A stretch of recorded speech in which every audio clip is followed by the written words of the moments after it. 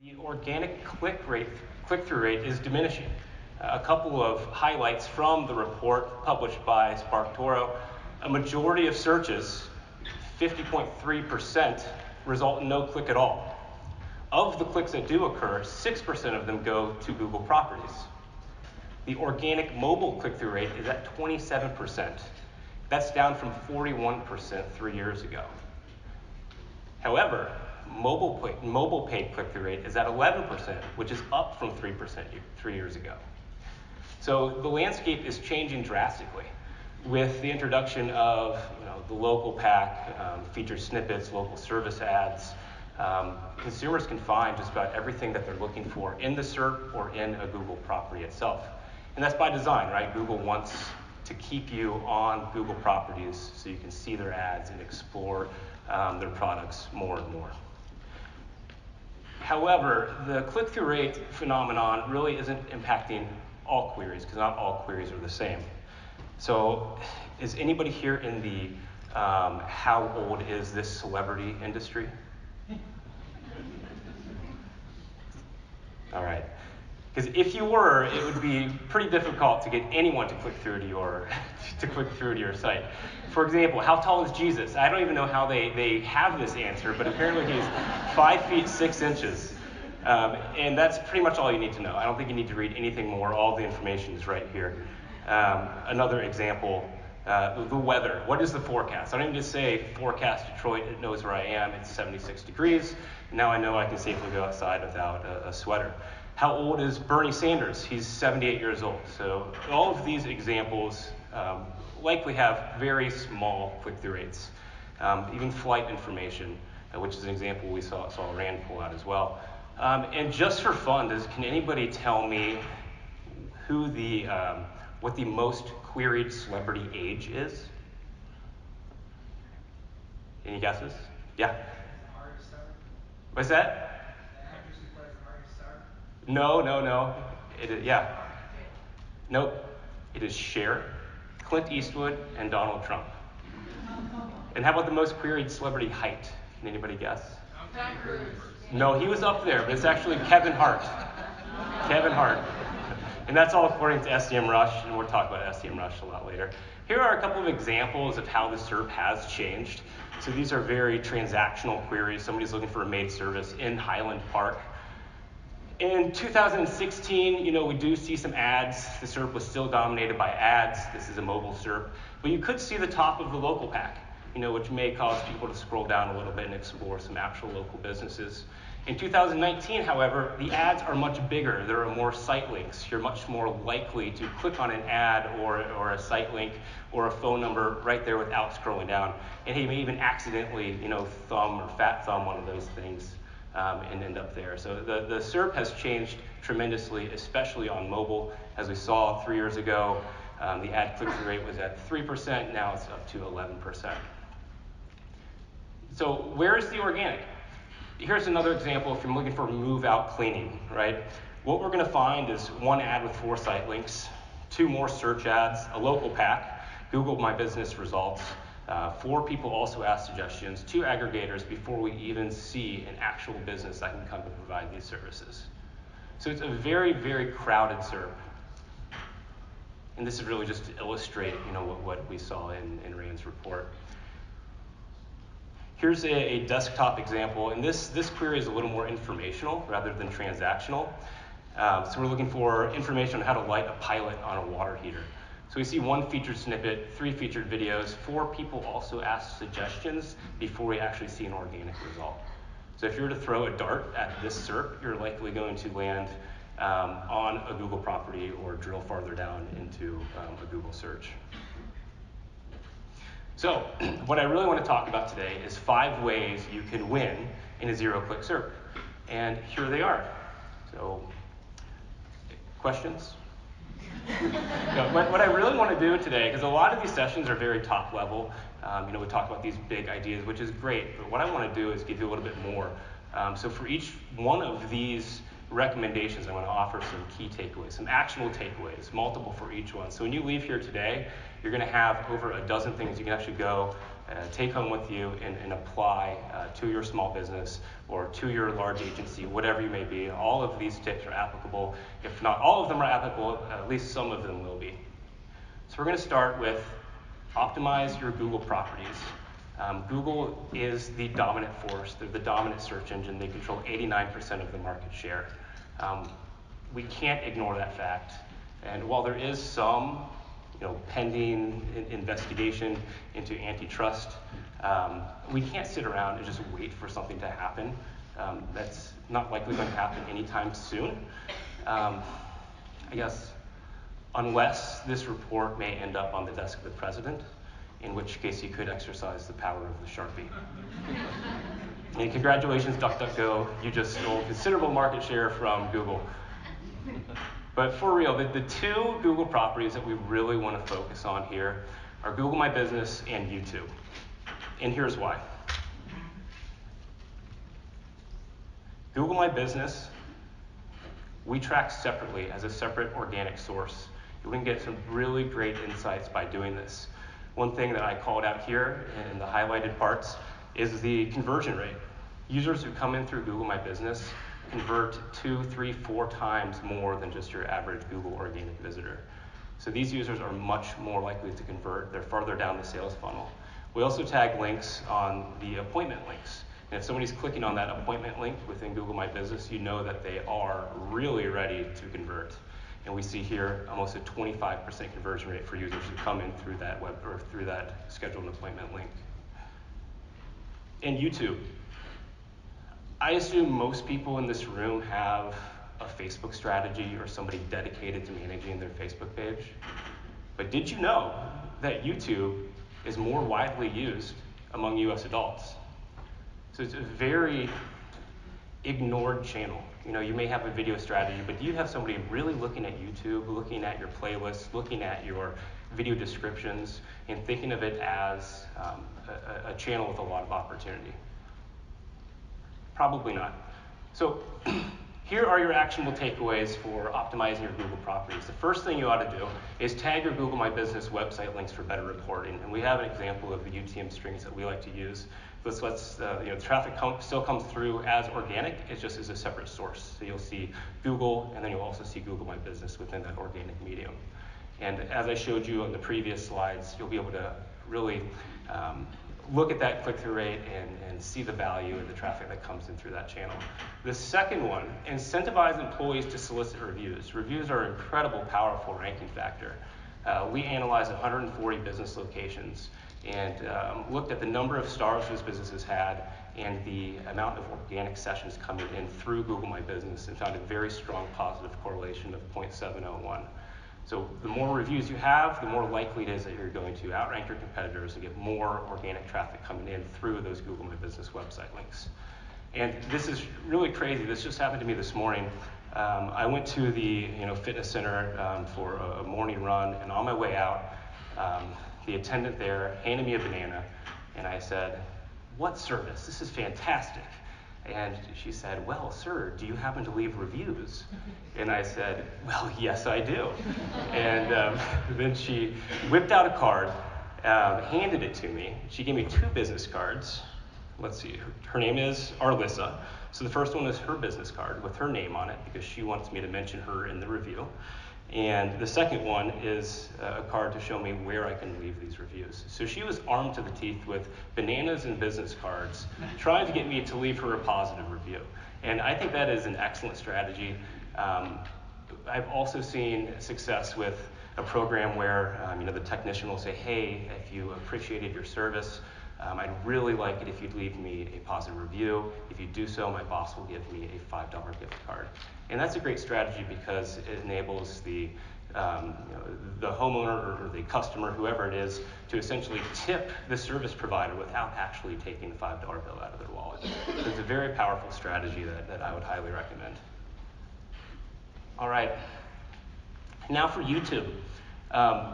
Really look at those video descriptions. Think of those video descriptions as copy on your web page.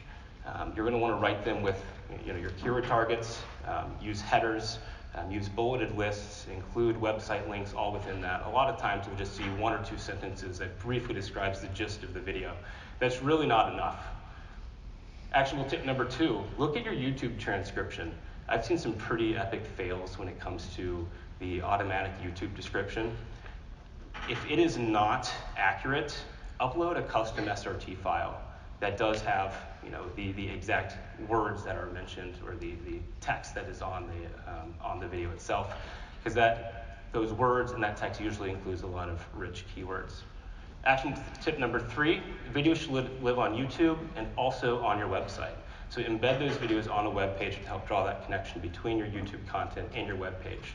Then in a perfect world, you'll rank twice for that query. Once for the video and another time for the website or the web page. All right, tip number 2, Win Featured Snippets. So here's a fun example. Unclog toilet with baking soda and vinegar. If you are searching for this, you are in serious trouble, or you really miss your 5th grade science class. But if you were, again, to throw a dart at this Serp, there's a good chance you're going to end up reading something from Mr. Reuter. So a positive school of thought when featured snippets first started coming out was that nobody would click through. While that may be true in some cases, a lot of these queries, you need a little more information. So we really find that that's true for everybody but the website that's claiming the featured snippet. The featured snippet really just skews the click-through rate in favor of whoever is owning the featured snippet. We like to monitor that traffic, or projected traffic, I should say, through SEMrush. And again, I love SEMrush. I'm a huge fan. I highly recommend it. But they do let you monitor the number of featured snippets you have, and you can also see how much traffic you're likely getting from those featured snippets. And featured snippets also put you in a good position to win voice search queries. These smart speakers often will read the featured snippet for whatever the query may be. All right, so here are some actionable tips. Use SEMrush to look at your competitors' featured snippets. Featured snippets, as we mentioned, drive a lot of traffic. But if you look at your competitors' featured snippets, you could also get a lot of really great blog ideas. And you know that those blogs, if you are able to outposition your competitor, you're going to steal that featured snippet away from them and a considerable amount of website traffic. Actionable tip number 2, use SEMrush to find near misses. And I have these steps outlined here. This is just one method we like to use at OneUpWeb. Basically what you're going to do is export all of your organic keywords, and then you're going to whittle that list down by looking at queries that are likely to generate a featured snippet. So we segment just the how, to, when, why, all of the question queries. And then we take those and we look at what keywords we're ranking highly for, usually in positions 1, 2, 3, or 4, or sometimes 5, depending how small you want your list to be, because you're more likely to be able to rank for the featured snippet if you're ranking higher in the search results page. And then next, we'll take a look at search volume. And that's really just to whittle your list down even more. You can then plug those keywords into the keyword tracker in SEMrush and see how close you are to outpositioning your competition. And look at that web page, optimize it for speed, add photos, attachments, PDFs, videos, whatever you can to really make that just a really excellent, a really rich piece of content. And then finally, you want to just make sure you're answering the query directly. Don't bury the lead.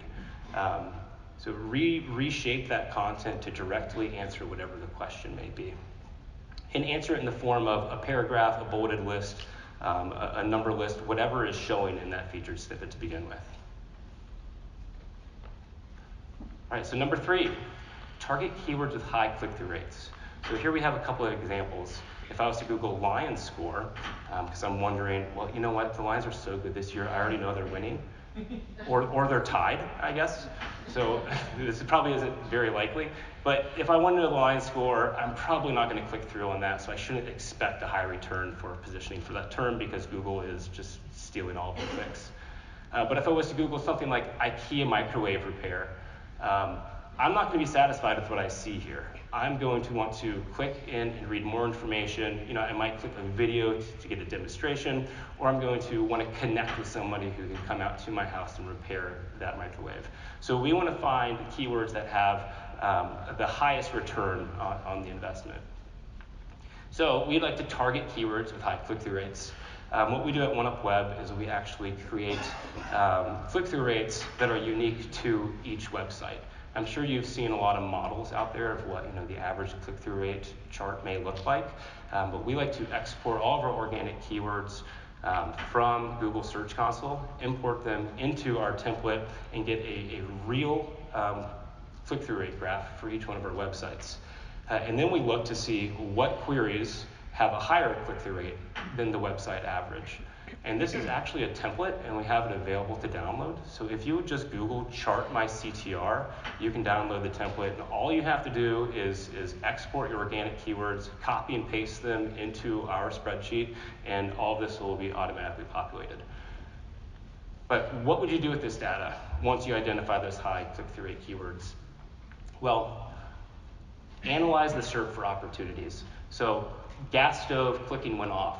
I'm going to look to see if there's any opportunity to rank for these people also ask queries, possibly create a video to start ranking in that video carousel, or maybe even take an ad out, start bidding on this term, because I don't see any ads in this Serp at all, so the cost would be pretty low, I assume, and could be worth experimenting with. So that's what you can do to send more traffic to your website. Put more leads into your sales funnel, essentially. Then look at the other side of that. What page are these users landing on? Because we already know that we're dominating search results for this particular query. So let's look at that landing page to see how we can optimize the funnel and really get Augustus Gloop out of the way. This is the sales funnel. You always see like these graphics of sales funnels. I think those are kind of boring, so I like to think of it as a chocolate chute, and we want to release all of the chocolate. All right, so number 4, double down with paid search ads. I had mentioned on the previous slide that nobody's bidding on that term, so why not try it and see what happens? How many people were here last year? Okay, so you may have seen my colleague Dave Dorn up on stage talking about how to align your PPC and organic campaigns. One thing that we have found just through experimentation is that when we have both a paid ad and an organic result showing up at the same time, the click-through rate increases overall. There's some sort of synergy that exists between the two. It's almost counterintuitive, but we've tested it time and time again, and it happens. So what we found was that when an organic listing is coupled with a paid ad, the organic click-through rate improved for 72% of those keywords. The same was true for paid. When a paid ad ran alongside an organic listing, the paid click-through rate improved for 79% of those keywords. So it's very, very cool. The one thing we're doing at OneUp is just getting more intentional with what we're bidding on and testing this a lot more. Here is an example of a paid and organic report that you can export from Google Ads. I highly recommend everybody looks at this report. You get it from Google Ads. All you have to do is connect Google Search Console to Google Ads, and you're able to look at search queries and the click-through rates and the traffic that's sent to your site when only an ad is shown or only an organic result is shown, and then when both are shown. And that lets you really compare and see that what synergy, and I'm sorry, I hate that word, but the synergy that happens when both are in fact shown. And we've been getting super targeted with this. We work very closely with our paid team, and when I see that a client is ranking very well for a particular query, I'll talk to my buddies over in the paid department, and they sit like right behind me, so I just like swing around in my swivel chair and I say, hey, let's throw some money at this keyword and see if we can really dominate the SERP for this particular query. So they bid a little bit. In this case, it was $180 for a small group of keywords. And then we measured the impact that has. Because organic and paid, they don't operate in silos.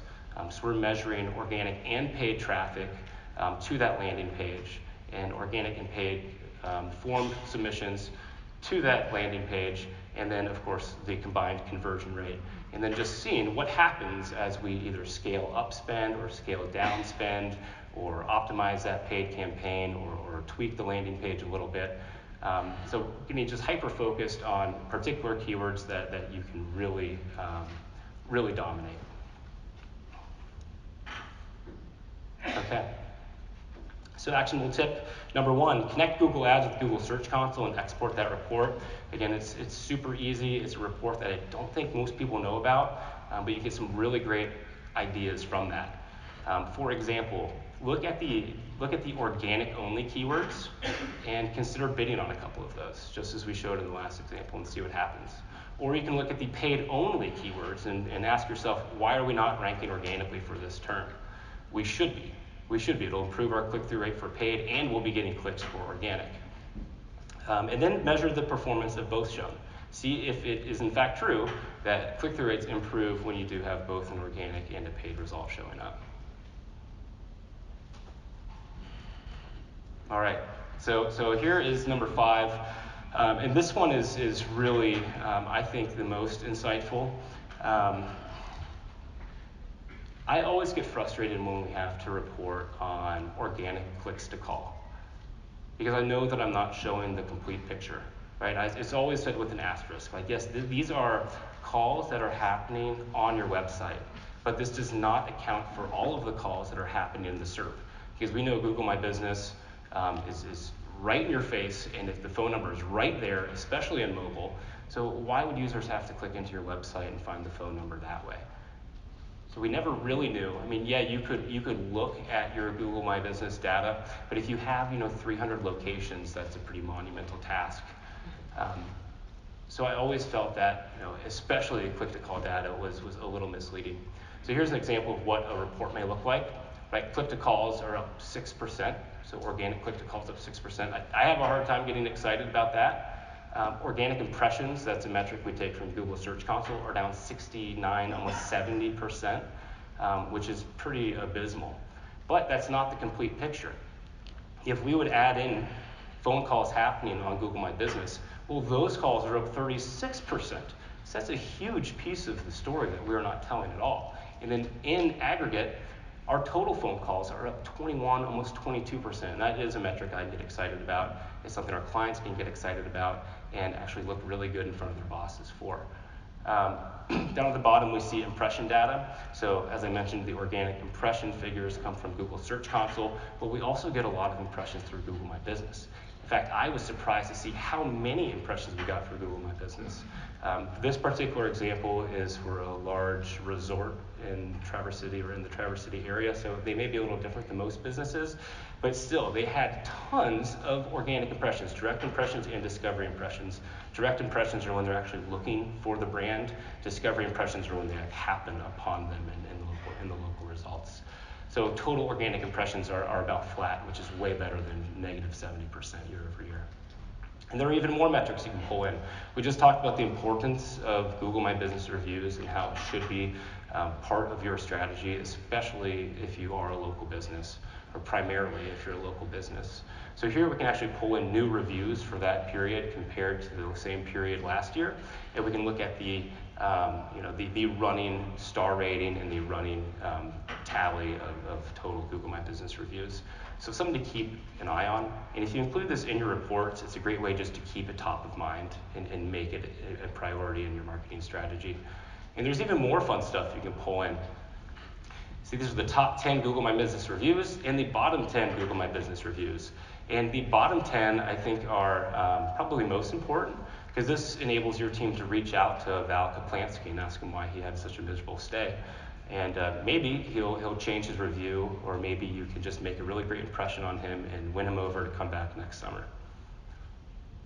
So all of this is made possible through a Google product, actually, Google Data Studio. Is anyone in this room playing around with Google Data Studio? Awesome, that is awesome. We're in the process of transitioning all of our reports over to Google Data Studio, and the whole intention of Data Studio is that you can aggregate all these different sources of information. A lot of the older reports, you had one data source, and that was Google Analytics, or you had a separate report for social that you get from Hootsuite or Sprout Social or something. But Google Data Studio lets you aggregate all of these different sources, AdWords, Analytics, Search Console. It does not, however, let you easily integrate with Google My Business. So we recommend checking out Supermetrics. You can connect Google My Business to Supermetrics and then import that data into your Google Data Studio report. And I don't know why Google doesn't like people adding the Google My Business data to the reports. I mean, I think it should be, I expected it to be part of Google Analytics at some point, but they make it very difficult, and they're still making it very difficult. But Supermetrics is your workaround. And that's it. That is the 5 ways to win in a zero-click environment. Here they are again. So here are the 5 big picture ideas, and then on each of the slides we had actionable next steps that you can take home and put into practice at your agency or at your small business or large business, wherever you are. And you know, it's not the end of the world. I know Rand painted a pretty grim picture, but it's not the end of the world. I mean, we're digital marketers. This stuff is changing all of the time. And when the game changes, you just gotta play. You gotta change the way you play. And this is exactly it. So try to capture as much of that SERP as possible, and change what you're reporting on. You know, your key performance indicators just might need to change a little bit. You know, report on how many featured snippets you're winning each month, or report on how many impressions you're receiving in the SERP. So tie in some of those off-page metrics into your regular reports just to keep that top of mind. And again, if you want that template, just Google chart my CTR or the top result. Go to our website and download it and check it out. It's super easy to do. Export those organic keywords and plop them in there. Connect with me on LinkedIn. If you want the slides, you can email me. I think they're also available on our website, and of course, Digital Summit also makes those available. So thank you so much. I really hope you guys learned something. Again, I wanted this to be a little more actionable than some of the other sessions you may have attended today. So thank you very much.